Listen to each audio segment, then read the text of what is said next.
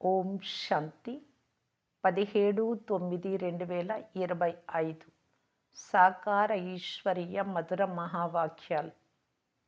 మధురమైన పిల్లలారా, స్మృతి ద్వారా సతో ప్రధానమవ్వడంతో పాటు చదువు ద్వారా, జ్ఞానము ద్వారా సంపాదన కూడా జమ చేసుకోవాలి. చదువుకునే సమయంలో బుద్ధి అటు ఇటు పరిగెత్తరాదు. ప్రశ్న: డబల్ అహింసక గుప్త యోధులైన మీకు ఏ విజయము నిశ్చితం, ఎందుకు? జవాబు: పిల్లలైన మీరు మాయపై విజయం పొందేందుకు ప్రయత్నం చేస్తున్నారు. మీ లక్ష్యము మేము రావణుడి నుండి మా రాజ్యం తీసుకొనే తీరుతాము. ఇందుకై డ్రామాలు యుక్తి కూడా రచింపబడింది. మీ విజయం నిశ్చితం. ఎందుకంటే మీ జతలో సాక్షాత్తు పరంపిత పరమాత్మ ఉన్నారు. మీరు యోగ బలముతో విజయం పొందుతారు. మన్మనాభవ మహామంత్రము ద్వారా మీకు రాజ్యం లభిస్తుంది. మీరు అర్ధకల్పం రాజ్యం చేస్తారు. పాట: మనస్సు అనే దర్పణంలో నీ ముఖం చూసుకో ప్రాణి. ఓం శాంతి. మధురాతి మధురమైన పిల్లలు నా ముందు కూర్చున్నప్పుడు మా టీచరు సాకారులంటే శరీరం ఉండేవారు కాదు, మమ్ములను చదివించేది జ్ఞాన సాగరుడైన శివబాబా నిరాకారుడు అని భావిస్తారు. వీరు మన తండ్రి అని కూడా మీకు నిశ్చయం ఉంది. ఈ నిశ్చయం ఉంటే చదువుపై గమనం ఉంటుంది. విద్యార్థి తన పాఠశాలలో ఉన్నప్పుడు టీచర్ గుర్తుకొస్తారు, తండ్రి గుర్తురారు. ఎందుకంటే పాఠశాలలో కూర్చొని ఉంటారు.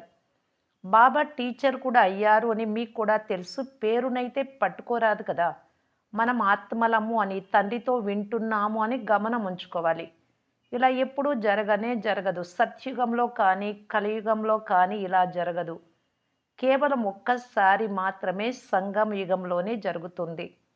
మీరు స్వయాన్ని ఆత్మగా భావిస్తారు. మన తండ్రి ఈ సమయంలో టీచర్గా ఉన్నారు, ఎందుకంటే చదివిస్తారు.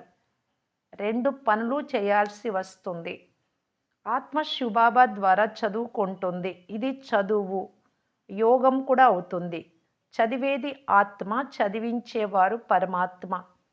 ఇందులో కూడా మీరు సన్ముఖంలో ఉన్నప్పుడు ఎక్కువ లాభం ఉంటుంది. చాలామంది పిల్లలు చాలా బాగా మంచి స్మృతిలో ఉంటారు. కర్మాతీత అవస్థలోకి చేరుకుంటే పవిత్రత శక్తి లభిస్తుంది. శివబాబా మనల్ని చదివిస్తున్నారు అని మీకు తెలుసు. ఇది మీకు యోగమే కాక సంపాదన కూడా అవుతుంది. ఆత్మనే సతో ప్రధానంగా అవ్వాలి. మీరు సతో ప్రధానంగా కూడా అవుతున్నారు. ధనం కూడా తీసుకుంటూ ఉన్నారు. స్వయాన్ని ఆత్మగా భావించి తీరాలి. బుద్ధి అటు ఇటు పరిగెత్తరాదు. ఇచ్చట కూర్చున్నప్పుడు మనల్ని శివబాబా చదివించేందుకు టీచర్ రూపంలో రాని వచ్చారు అని బుద్ధిలో ఉండాలి. వారు జ్ఞాన సాగరుడు, మనల్ని చదివిస్తూ ఉన్నారు. తండ్రిని స్మృతి చెయ్యాలి. మీరే స్వదర్శన చక్రధారులు. అంతేకాక లైట్ హౌస్లు కూడా మీరే.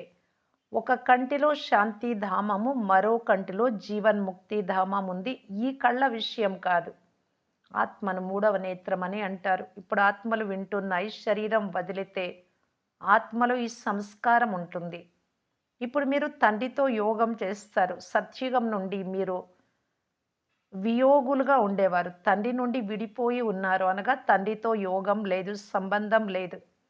ఇప్పుడు మీరు తండ్రి సమానంగా యోగులుగా అవుతారు.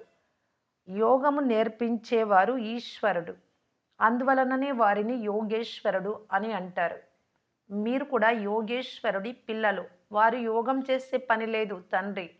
వారు యోగం నేర్పించే పరంపిత పరమాత్మ. మీరు ఒక్కొక్కరు కూడా యోగేశ్వరుడు, యోగేశ్వరిగా అవుతారు. తర్వాత రాజరాజేశ్వరిగా అవుతారు. వారు యోగం నేర్పించే ఈశ్వరుడు. స్వయం తండ్రి నేర్చుకునేది ఏమీ లేదు, వారు నేర్పిస్తారు. కృష్ణుడి ఆత్మని అంతిమ జన్మలో యోగం నేర్చుకొని మళ్ళీ శ్రీకృష్ణుడిగా అవుతుంది. అందువలన కృష్ణుడిని కూడా యోగేశ్వరుడు అని అంటారు. ఎందుకంటే అతని ఆత్మ ఇప్పుడు యోగం నేర్చుకుంటూ ఉంది. యోగేశ్వరుడితో యోగం నేర్చుకొని కృష్ణుడి పదవి పొందుతుంది. తండ్రి ఇతడి పేరును బ్రహ్మగా మార్చారు. మొదట లేక్రాజ్ అనే లౌకిక పేరు ఉండేది. తర్వాత మరజీవాగా అయ్యాడు. మొదట తండ్రికి చెందిన వారిగా ఏది ఆత్మనే. తండ్రి వారిగా అయితే మరణించారు కదా. మీరు కూడా తండ్రి ద్వారా యోగం నేర్చుకుంటారు. మీరు ఈ సంస్కారం తీసుకొనే శాంతిధామంలోకి వెళ్తారు. మళ్ళీ ప్రాలబ్ధపు క్రొత్త పాత్ర ఇమర్జ్ అవుతుంది. అక్కడ ఈ విషయాలు గుర్తు ఉండవు. ఈ విషయాలు ఇప్పుడు తండ్రి అర్థం చేస్తూ ఉన్నారు. పాత్ర ఇప్పుడు పూర్తి అవుతుంది. మళ్ళీ నూతనంగా ప్రారంభమవుతుంది. క్రిందికి వెళ్ళాలి అనే సంకల్పం కలిగినప్పుడు నేనిక్కడికి వస్తాను అని. నా వాణి అంటే నేను చెప్పడం మొదలవుతుంది అని తండ్రి చెప్తున్నారు. తండ్రి అక్కడ శాంతిలో ఉంటారు. మళ్ళీ డ్రామా అనుసారం తండ్రి పాత్ర మొదలవుతుంది. తండ్రికి రావాలి అనే సంకల్పం కలుగుతుంది. మళ్ళీ ఇక్కడికి వచ్చి పాత్ర చేస్తారు. నంబర్ వారి పురుషార్థ అనుసారం కల్పకృతం వలె మీ ఆత్మలు కూడా వింటాయి. రోజు రోజుకు వృద్ధి చెందుతూ ఉంటుంది. ఒకరోజు మీకు పెద్ద రాయల్ హాలు కూడా లభిస్తుంది. అందులో గొప్ప గొప్ప వారు కూడా వస్తారు. బ్రహ్మ బాబాలో వచ్చి చెప్పినప్పుడు మాటలు ఇప్పుడు పెద్ద పెద్ద రాయల్ హాల్స్ కూడా ఉన్నాయి. అందరూ కలిసి కూర్చొని వింటారు. రోజులు గడిచే కొలది ధనవంతులు కూడా పేదవారిగా అవుతారు.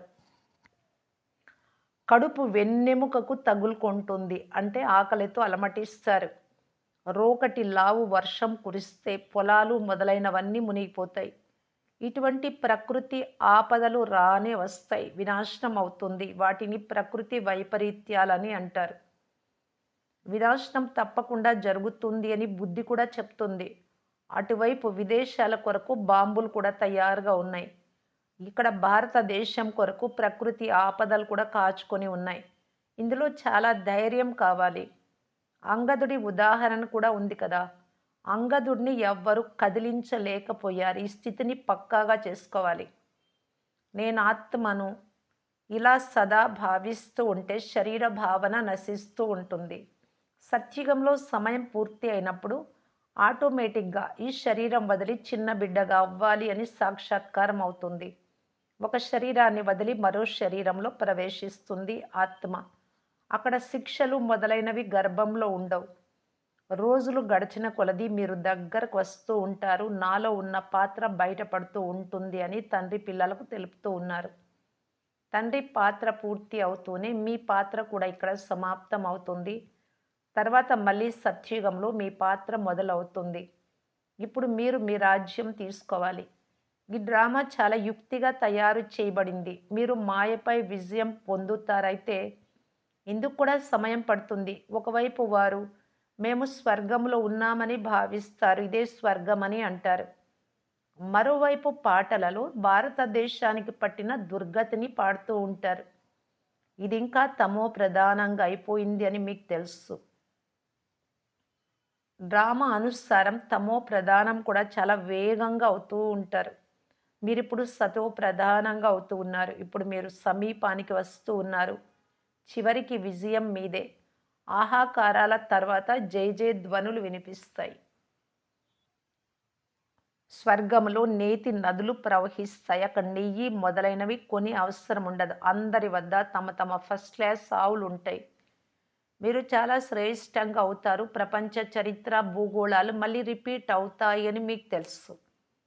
తండ్రి వచ్చి ప్రపంచ చరిత్రను రిపీట్ చేస్తారు కనుక ప్రపంచ చరిత్ర భూగోళాలు ఎలా రిపీట్ అవుతాయో వచ్చి తెలుసుకోండి అని కూడా బాబా వ్రాయమన్నారు. తెలివి కలవారు ఇది ఇనుప యుగం అని కనుక బంగారు యుగం మళ్ళీ తప్పకుండా రిపీట్ అవుతుంది అని అంటారు. కొంతమంది సృష్టి చక్రం లక్షల సంవత్సరాలు అని ఇప్పుడే ఎలా రిపీట్ అవుతుంది అని అంటారు. ఇక్కడ సూర్యవంశీయుల చంద్రవంశీయుల చరిత్ర లేనే లేదు. చివరి వరకు ఈ చక్రం ఎలా రిపీట్ అవుతుందో, లక్ష్మీనారాయణల రాజ్యం మళ్ళీ ఎప్పుడొస్తుందో మనుషులకు తెలియదు. రామరాజ్యం గురించే తెలియదు. ఇప్పుడు మీ జతలో తండ్రి ఉన్నారు. సాక్షాత్తు పరంపిత పరమాత్మ అయిన తండ్రి ఎవరి వైపు ఉంటారో వారు తప్పకుండా విజయం పొందుతారు. తండ్రి ఏ విధమైన హింస చేయించరు. ఎవరినైనా చంపడం హింస కదా! అన్నింటికంటే పెద్ద హింస కామ వికారానికి వశమై కామ ఖడ్గమును చలాయించుట. ఇప్పుడు మీరు డబల్ అహింసకులుగా అవుతున్నారు. అక్కడ అహింసో పరమో దేవీ దేవత ధర్మం ఉంటుంది. అక్కడ యుద్ధాలు ఉండవు. వికారాలకు వశం కూడా అవ్వరు. ఇప్పుడు మీది యోగ బలం కానీ దీనిని అర్థం చేసుకోనందున శాస్త్రాలలో దేవతలకు అసురులకు యుద్ధం జరిగింది అని వ్రాసేశారు. అహింస అంటే ఏమిటో ఎవ్వరికీ తెలియదు. దీనిని గురించి మీకు మాత్రమే తెలుసు. ఒకటి కామం హింస, రెండవది క్రోధ హింస అని. మీరు గుప్త యోధులు. ఎవ్వరికీ తెలియని వారు. కానీ మిమ్మల్ని గురించి అందరికీ చాలా బాగా తెలుసు. మిమ్మల్ని ఎవరైనా సైనికులు అని భావిస్తారా? మీ ద్వారా అందరికీ మన్మనాభవ సందేశం లభిస్తుంది. ఇది మహామంత్రం. మనుషులకి ఈ విషయాలు అర్థం కావు. సత్య త్రేతాయుగాలని ఉండవు. ఈ మంత్రము ద్వారా మీరు రాజ్యం పొందుతారు. తర్వాత దీని అవసరం ఉండదు. మనము చక్రం ఎలా తిరిగి వచ్చామో మీకు తెలుసు. ఇప్పుడు తండ్రి మళ్ళీ మహామంత్రమునిస్తారు తనను స్మృతి చేయమని. మీరు మళ్ళీ అర్ధకల్పం రాజ్య పాలన చేస్తారు. ఇప్పుడు మీరు దైవీ గుణాలు ధారణ చేసి ఇతరులతో చేయించాలి. మీరు చార్ట్ ఉంచితే చాలా మజాగా ఆనందంగా ఉంటుంది అని తండ్రి సలహా ఇస్తారు.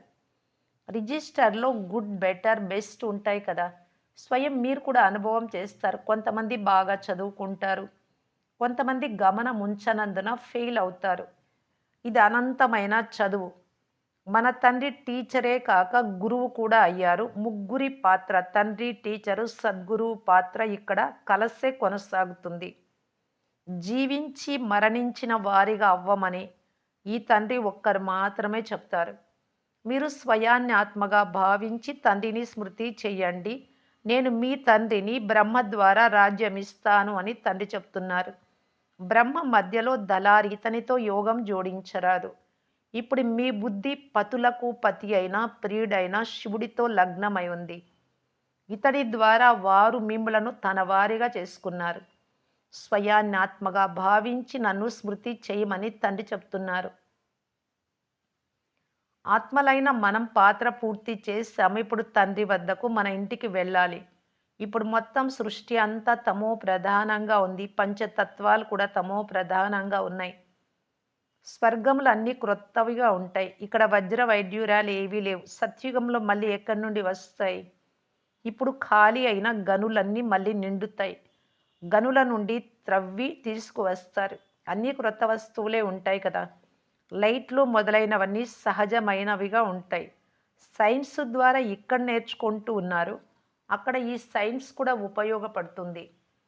హెలికాప్టర్ అంటే పుష్పక విమానం నిలబడి ఉంటుంది. బటన్ నొక్కుతూనే ఎగురుతుంది. ఎలాంటి కష్టం ఉండదు. అక్కడన్నీ ఫుల్ ప్రూఫ్గా ఉంటాయి. మిషన్లేవి చెడిపోవు. ఇంట్లో కూర్చొని ఒక్క సెకండ్లో స్కూలుకు కానీ విహారానికి కానీ పుష్పక విమానంలో వెళ్తారు. ప్రజలకు వారికంటే సాధనాలు తక్కువగా ఉంటాయి. మీ కొరకు అక్కడ సర్వ సుఖాలు ఉంటాయి. ఆ ప్రజలకు అంటే అక్కడ స్వర్గంలో రాజారాణిలు, రాయల్ ఫ్యామిలీ వారు, ప్రజలు ఉంటారు కదా. ఆ ప్రజలకైతే సాధనాలు తక్కువ ఉంటాయి. ఎక్కువ పదవి పొందేవారు సర్వ సుఖాలు పొందుతారు. అకాల మృత్యు ఉండదు. అందువలన పిల్లలైన మీరు ఎంత గమనం ఉంచాలి. మాయ కూడా చాలా జోరుగా ఉంది. ఇది మాయ చూపే చివరి ఆడంబరం. యుద్ధంలో అనేక మంది మరణిస్తారు. యుద్ధం ఆగనే ఆగదు. ఈ విశాలమైన ప్రపంచం ఎక్కడ? చిన్న స్వర్గం ఎక్కడ? అక్కడ గంగ పతిత పావని అని అనరు. అక్కడ భక్తి మార్గంలో విషయం ఏమీ ఉండవు. ఇక్కడ గంగా నదిలో మొత్తం పట్టణంలోని చెత్త, మురికి అంతా వచ్చి కలుస్తూ ఉంటుంది. బాంబేలోని చెత్త అంతా సముద్రంలో కలుస్తుంది. భక్తిలో మీరు పెద్ద పెద్ద మందిరాలు నిర్మిస్తారు. వజ్ర వైడ్యూర్యాలతో సుఖం ఉంటుంది కదా. 3/4 భాగం సుఖం, మిగిలిన 25 భాగం దుఃఖం. సగం సగము అయితే మజా ఉండదు. భక్తి మార్గంలో కూడా మీరు చాలా సుఖంగా ఉంటారు. అంటే 3/4 భాగం సుఖంలో ఉంటారు. ఆ తర్వాత మందిరాలు మొదలైన వాటిని దోచుకుంటారు. సత్యుగంలో మీరెంతో ధనవంతులుగా ఉండేవారు. పిల్లలైన మీకు చాలా సంతోషం ఉండాలి. లక్ష్యం అయితే మీ ముందే నిల్చొని ఉంది. తల్లిదండ్రుల పదవి అయితే నిశ్చయింపబడింది. అంటే బ్రహ్మబాబా, మమ్మ లక్ష్మీనారాయణలకు అయ్యేది. ఖుషి వంటి బలమైన ఆహారం ఏది లేదు అని గాయనం ఉంది. యోగము ద్వారా ఆయువు పెరుగుతుంది. ఇప్పుడు 84 జన్మల చక్రంలో తిరుగుతాము అని ఆత్మకు స్వదర్శనమైంది. ఇంత పాత్రను చేస్తుంది. పాత్రధారులైన ఆత్మలన్నీ క్రిందికి వచ్చినప్పుడు తండ్రి అందరినీ తీసుకెళ్తారు. శివుడి పెళ్లి మెరవణి అంటే ఊరేగింపు అని అంటారు కదా. ఈ విషయాలన్నీ మీకు నంబర్ వార్ పురుషార్థ అనుసారం తెలుసు. ఎంత స్మృతిలో ఉంటారో అంత ఖుషీగా ఉంటారు. రోజులు గడిచిన కొలది అనుభవం చేస్తూ ఉంటారు. ఎందుకంటే నేర్పించేవారు ఆ తండ్రే కదా! బ్రహ్మ కూడా నేర్పిస్తూ ఉంటాడు శివబాబా రానప్పుడు. బ్రహ్మను అడిగే అవసరం ఉండదు. మీరు అడుగుతారు. ఇతడు కూడా వింటాడు కానీ జవాబు ఇచ్చేది మాత్రం తండ్రినే. ఇతడు వింటారు. ఇతని పాత్ర చాలా అద్భుతం. బ్రహ్మ కూడా నన్నే స్మృతి చేస్తాడు. నేను చెప్పింది విని పిల్లలకు వివరించి తర్వాత వినిపిస్తారు. బాబా నాకు తినిపిస్తారు. నేను వారికి నా రథమునిస్తాను. అందులో సవారీ చేస్తారు. కనుక నాకెందుకు తినిపించరు? బ్రహ్మబాబా అనే మాటలను శివబాబా చెప్తున్నారు ఇక్కడ. ఇది మానవ అశ్వం శరీరం అంటే. నేను శివబాబా రథాన్ని. ఇది గుర్తు ఉండినా శివబాబా గుర్తు ఉంటారు. స్మృతి ద్వారానే లాభం ఉంటుంది. బండారంలో భోజనం తయారు చేసిన శివబాబా పిల్లల కొరకు తయారు చేస్తున్నాను అని భావించండి. మీరు కూడా శివబాబా సంతానం. ఇంట్లో వారిని కూడా శివబాబా సంతానంగా భావించి వండండి. ఇలా స్మృతి చేసిన లాభమే లాభం. ఎవరైతే స్మృతిలో ఉండి కర్మాతీత అవస్థను పొంది సేవ కూడా చేస్తారో వారికి అందరికంటే గొప్ప పదవి లభిస్తుంది. ఈ బాబా కూడా చాలా సర్వీస్ చేస్తారు కదా! ఇతనిది అనంతమైన సర్వీస్. మీరు హద్దు సర్వీస్ చేస్తారు కొద్దిగా. బ్రహ్మబాబా ఎంత సేవ చేస్తారు. సర్వీస్ వల్లనే ఇతడికి కూడా పదవి లభిస్తుంది. ఇలా చేయమని శివబాబా ఇతడికి కూడా సలహా ఇస్తారు. పిల్లలకు మాయా తుఫానులైతే వస్తాయి. స్మృతి చేయకుంటే కర్మేంద్రియాలు వశం అవ్వడం చాలా కష్టం. స్మృతి ద్వారానే నావ ఆవలి తీరానికి చేరాలి. ఇది శివబాబా చెప్తున్నారా, బ్రహ్మబాబా చెప్తున్నారా అని అర్థం చేసుకోవడం కూడా కష్టమవుతుంది. దీని కొరకు చాలా సూక్ష్మ బుద్ధి కావాలి. మంచిది. మధురాతి మధురమైన అపురూపమైన పిల్లలకు మాతాపిత బాప్దాదాల ప్రియ స్మృతులు మరియు గుడ్ మార్నింగ్. ఆత్మిక పిల్లలకు ఆత్మిక తండ్రి నమస్తే. ధారణ కొరకు ముఖ్య సారం. ఫస్ట్ పాయింట్, ఈ సమయంలో పూర్తి మరజీవగా అవ్వాలి. చదువు బాగా చదువుకోవాలి. మీ చార్టు లేక రిజిస్టర్ను ఉంచాలి. స్మృతిలో ఉంటూ మీ కర్మాతీత స్థితిని తయారు చేసుకోవాలి. సెకండ్ పాయింట్, అంతిమ వినాశన దృశ్యం చూసేందుకు ధైర్యశాలురుగా అవ్వాలి. నేను ఆత్మను అను అభ్యాసము ద్వారా దేహ భావము నశిస్తూ పోవాలి. వరదానము, దేహ భావాన్ని త్యాగం చేసి నిక్రోధిగా, క్రోధము లేని వారిగా నిర్మాణ చిత్ భవ. ఏ పిల్లలైతే దేహ భావమును త్యాగం చేస్తారో వారికి ఎప్పుడూ క్రోధము రాదు. ఎందుకంటే క్రోధం వచ్చేందుకు రెండు కారణాలు ఉన్నాయి. ఒకటి, ఎవరైనా అసత్యము చెప్పినప్పుడు. రెండవది, ఎవరైనా మిమ్మల్ని నింద చేసినప్పుడు. ఈ రెండు మాటలే క్రోధానికి జన్మనిస్తాయి. ఇటువంటి పరిస్థితులలో నిర్మాణ చిత్తులు అనగా నమ్రతగా ఉండే వరదానము ద్వారా అపకారులకు కూడా ఉపకారం చేయండి. తిట్టే వారిని ఆలింగనం చేసుకోండి. నిందించే వారిని సత్యమైన మిత్రులుగా భావించండి. అప్పుడు అద్భుతమని అంటారు. ఎప్పుడైతే ఇటువంటి పరివర్తనను చూపిస్తారో అప్పుడు విశ్వం ముందు ప్రసిద్ధమవుతారు. స్లోగన్, ఆనందాన్ని అనుభవం చేసేందుకు మాయ యొక్క ఆధీనతను వదిలి స్వతంత్రులుగా అవ్వాలి. పరతంత్రం అంటే ఇంద్రియాలకు వశం కావడం. అప్పుడు నిజమైనటువంటి ఆనందం ఉండదు. అవ్యక్త సూచన, ఇప్పుడు లగ్నం యొక్క అగ్నిని ప్రజ్వలితం చేసి యోగాన్ని జ్వాలారూపంగా చేసుకోవటానికి బాప్దాదా తెలియజేస్తున్నారు. ఇప్పుడు మీరు జ్వాలాముఖిగా అయ్యి అగ్ని పర్వతంలాగా అంత యోగ అగ్నిని ప్రజ్వలింపచేసుకొని అసురీ సంస్కారాలు, అసురీ స్వభావాలన్నింటినీ భస్మం చేయండి. ఉదాహరణకు దేవీల స్మృతి చిహ్నంలో జ్వాల ద్వారా అసురులను సంహరించినట్లు చూపిస్తారు. అసురులు అంటే వ్యక్తులు కారు, కానీ అసురీ శక్తులను సమాప్తం చేశారు. ఇది ఇప్పటి మీ జ్వాలా స్వరూప స్థితికి స్మృతి చిహ్నం. ఇప్పుడు ఎటువంటి యోగ జ్వాలను ప్రజ్వలితం చెయ్యాలి అంటే కలియుగ ప్రపంచం ఖాళీ భస్మం అయిపోవాలి. ఓం శాంతి.